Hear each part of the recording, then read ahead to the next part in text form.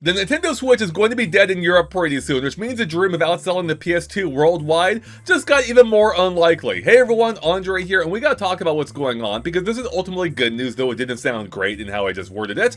But basically what's going on is Europe has recently updated their battery regulations, meaning that devices as of February next year need to support replaceable batteries. You know, electronics need to have their batteries be able to be replaced by the user, which is ultimately great.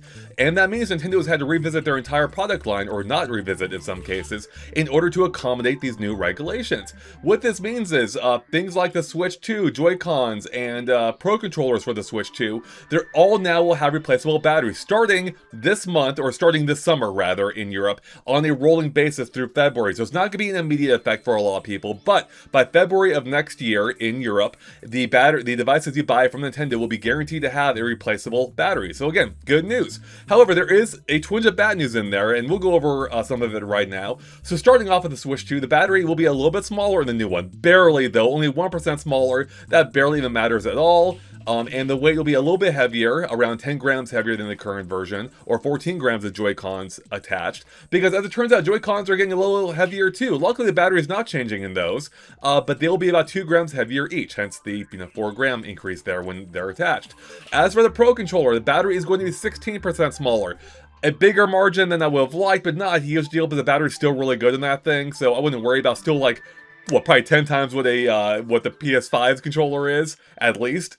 And it's going to go up about 7 grams in weight as well compared to the current version. The N64, no battery change in terms of capacity. The weight's going up a little bit too, about 1 gram. And then the GameCube controller for Switch 2 is going to have a 5% larger battery, actually. That's good news. And it's going to be about 5 grams heavier. Here's where the bad news really comes into effect, though. And that is that there are some products that Nintendo simply aren't updating, meaning they will not be available for sale any longer. Again, specifically beyond February of next year. This includes the Nintendo Entertainment System NES controller for Nintendo Switch, Pokemon Go Plus, the Nintendo Switch, the Nintendo Switch Lite, Nintendo Switch OLED model, which, in case you're keeping track, that's all the Nintendo Switches, the Switch Pro controller, Sega Mega Drive control pad for Nintendo Switch, and the Super Nintendo Entertainment System SNES controller for Nintendo Switch as well.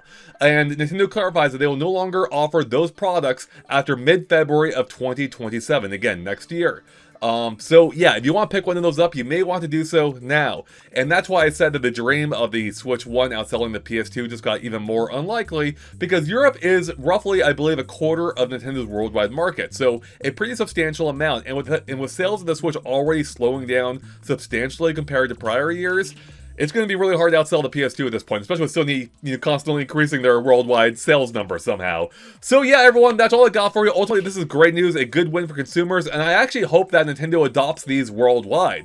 I mean, you would think they may want to, just to simplify their supply chain, because now they have to make multiple different versions of their hardware when it would be simpler just to make one. But, knowing Nintendo, they may want to, keep it as is, so we have to send products in for repair. I don't fully know at this point, but I would love if they adopt this worldwide, but we'll have to wait and see.